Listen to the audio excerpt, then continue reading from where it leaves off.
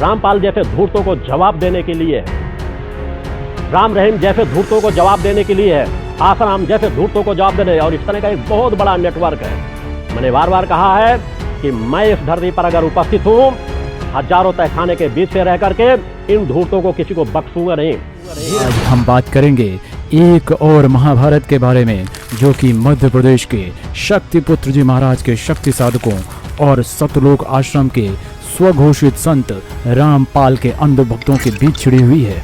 ऐसा कि आप सभी जानते हैं, हत्या के जघन्य अपराध में उम्र कैद की सजा काट रहे बाबा रामपाल का विवादों से चोली दामन का साथ रहा है। इससे पहले कि हम जुड़े विवादों के बारे में जानें, आइए जान लेते हैं कौन है ये रामपाल। हरियाणा के सोनीपत जिले के धनाना गांव में 8 सितंबर 1951 को जन्मे रामपाल बचपन में शादियों में ढोलक बजाते थे। बाद में हरियाणा के सिंचाई विभाग में नौकरी भी की और बाद में संत रामदेवानंद से दीक्षा लेकर 1996 में उसने अपने आप को कबीर का अवतार घोषित कर दिया। संत कबीर पर अभी तक किसी भी बाबा का कॉपीराइट नहीं था और शायद कबीर के नाम पर कंपटीशन भी सबसे कम था, इसलिए बड़ी चालाकी से रामपाल ने कबीर को ही चुना। आइए अब जान लेते हैं कैसे एक ढोलक बजाने वाला बना अकूत संपत्ति का मालिक। आइए अब जान लेते हैं क्या था रामपाल का जन व धन जुटाने का फॉर्मूला।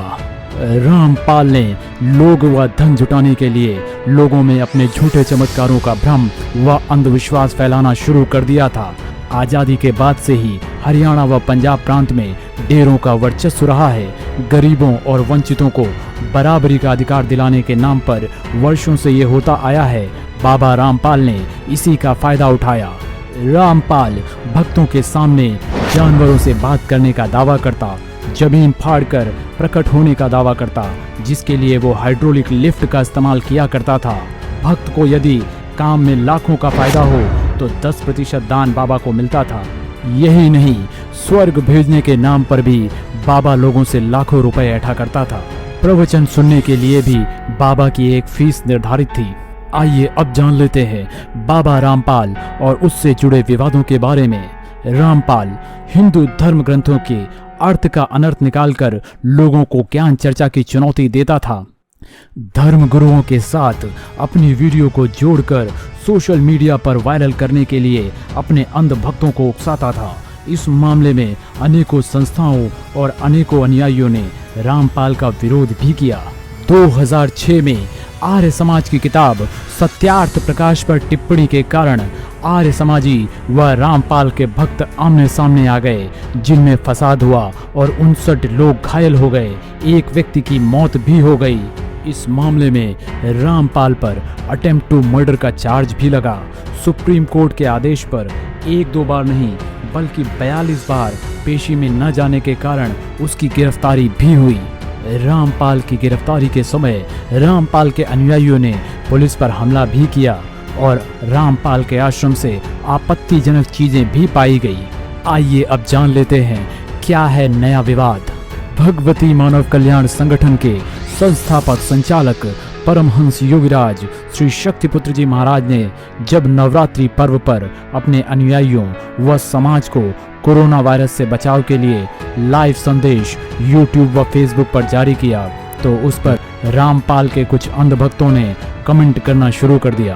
अभद्र कमेंटों के साथ वो शक्तिपुत्र जी महाराज को ज्ञान चर्चा की चुनौती भी देने लगे। इसके बाद 23 अप्रैल 2020 को परमहंस योगीराज श्री शक्तिपुत्र जी महाराज द्वारा लाइव संदेश जारी किया गया, जिसमें रामपाल के भक्तों को समझाते हुए चेतावनी भी दी गई। इस पर रामपाल के भक्तों ने वीडियो एडिटिंग करके जेल में बैठे रामपाल का झूठ व भ्रम फैलाना शुरू कर दिया। रामपाल के भक्तों द्वारा वीडियो को गलत तरीके से एडिटिंग करके अलग अलग नामों से सोशल मीडिया के अलग अलग प्लेटफॉर्मों पर फैलाना शुरू कर दिया गया, जिस पर शक्तिपुत्र जी महाराज के शिष्यों व रामपाल के अंध भक्तों के बीच सोशल मीडिया पर महाभारत शुरू हो गया। इसी बीच भगवती मानव कल्याण संगठन के सदस्यों द्वारा चैनलों से भी अपील की गई कि जो बाबा जेल में बंद हैं उनके प्रसारण पर रोक लगाई जाए व सरकार से भी इसकी अपील की गई। जेल में बंद बाबा रामपाल के भक्तों की इस करतूत के बारे में क्या है आपकी राय, हमें कमेंट करके जरूर बताइए।